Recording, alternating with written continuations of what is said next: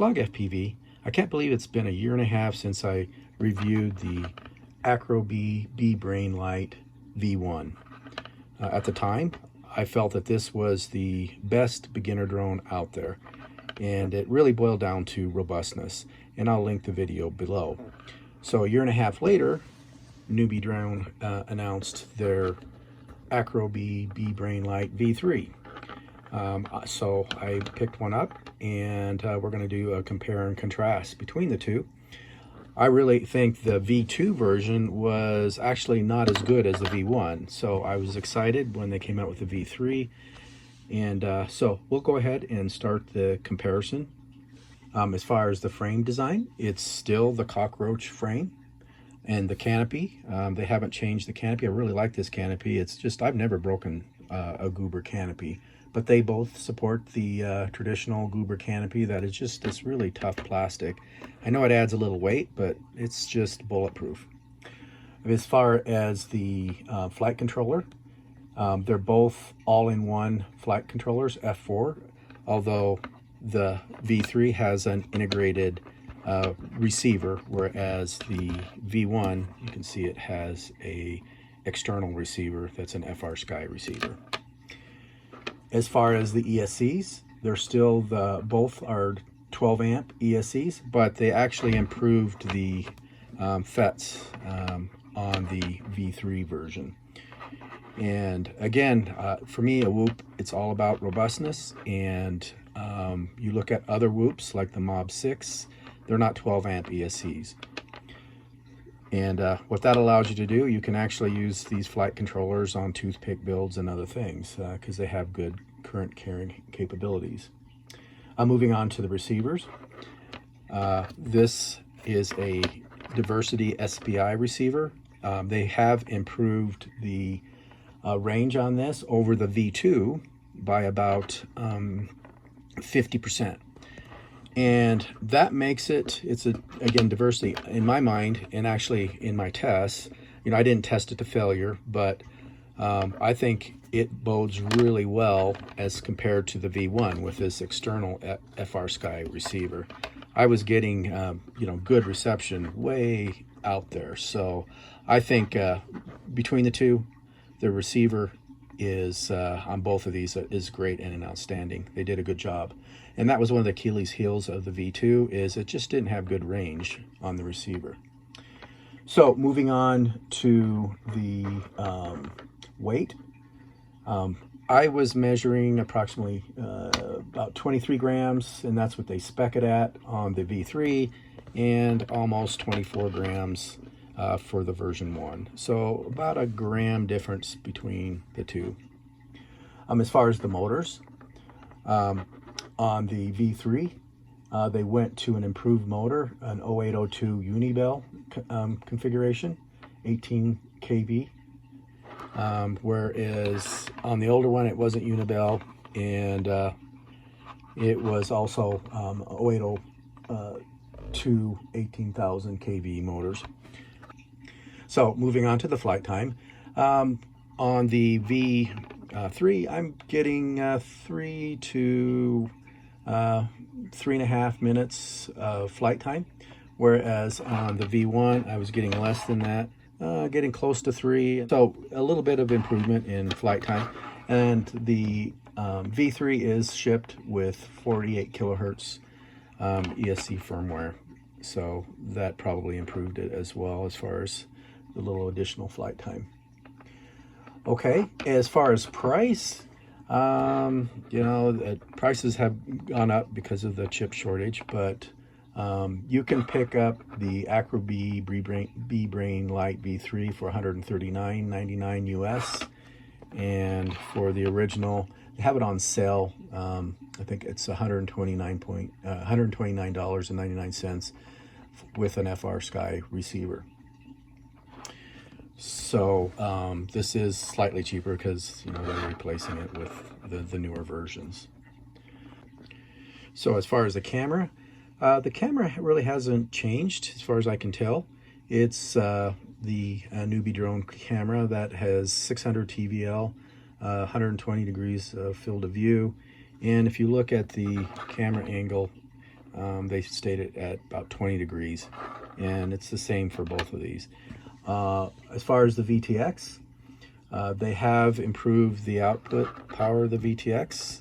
The V3 is capable of 5, 50, and 120 milliwatts.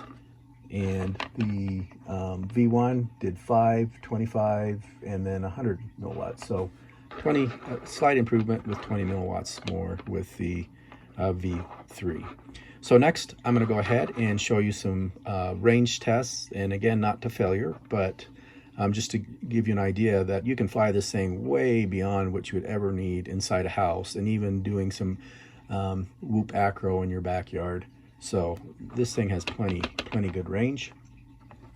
And then I'll show you some indoor and outdoor flights, and then we'll come back and I'll give you my final thoughts.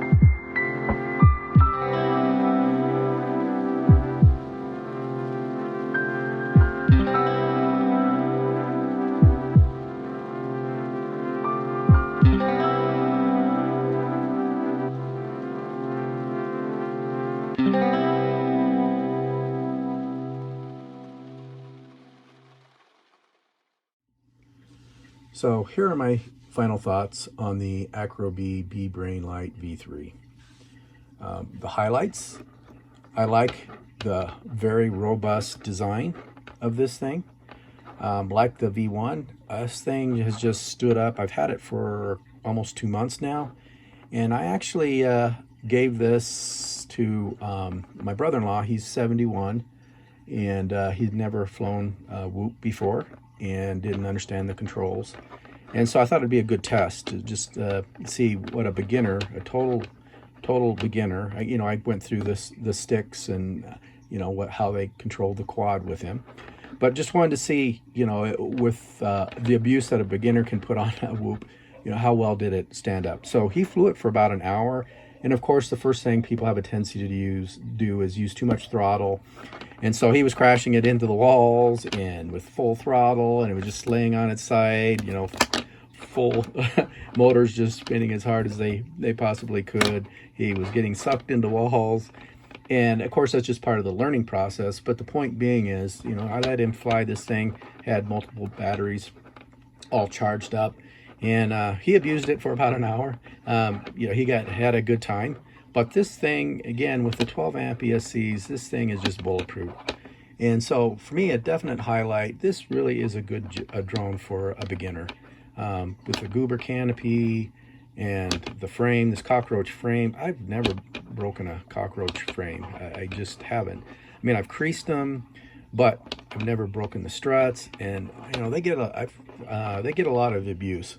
So far as robustness, this thing gets 2 thumbs up. I also think the flight times are reasonable, from 3 to 3.5 minutes, depending on how you fly. Again, I like the 12 amp ESCs for safe turtle mode. I don't have any problems. Now, of course, you have to think twice in really super tall grass, but on carpet or anything like that, I have no qualms about turtle moding this over and over. I do it all the time. I think that the tune out of the box is great. All I did when I first configured this thing is just changed my rates, put my rates on, and that was it. And I just felt that the out-of-box experience is great with this quad. I think a beginner, you can bind this thing up, and it is a true bind and fly. And of course, they're using the Betaflight defaults for the rates. Also, it does have an open UART 2 if you want to use a different receiver, so you can actually add that on. I like it that it has programmable LEDs. And then finally, there is a Project Mockingbird tune for this thing, which I will put on this. I wanted to fly it stock, which will improve the performance significantly on this thing. And I'll put the link to the Project Mockingbird URL link below. So let's talk about lowlights. It's obviously not the lightest at 23 grams.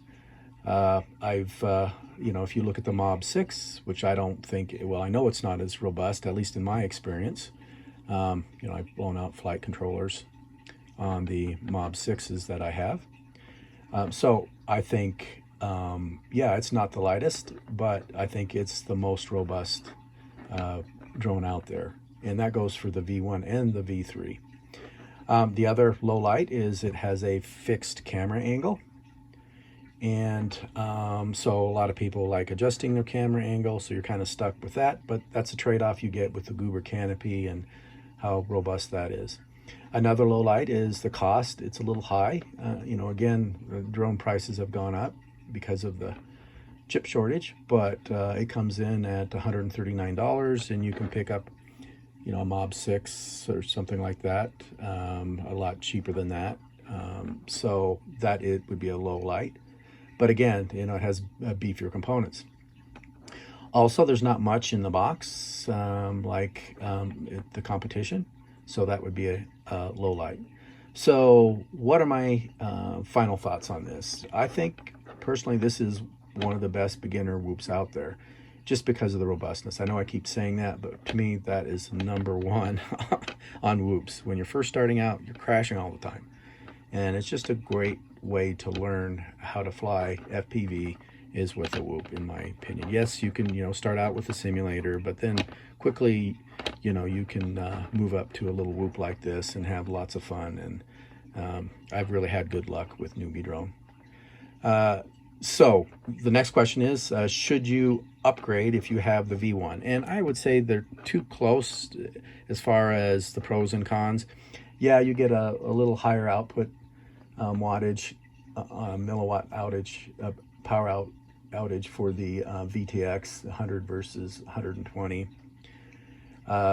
You do have the better motors on this, and you have the FETs on this are a little better, supposedly, but I found that the V1, I've dumped this thing in snow, and I've never blown a FET on this, and turtle mode this all the time too.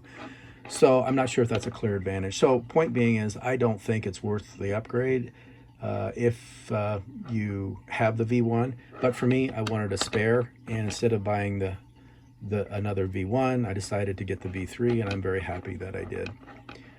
And lastly, if you have a V2, I think this is a definite upgrade, and mainly because of the receiver. The receiver on this is definitely better.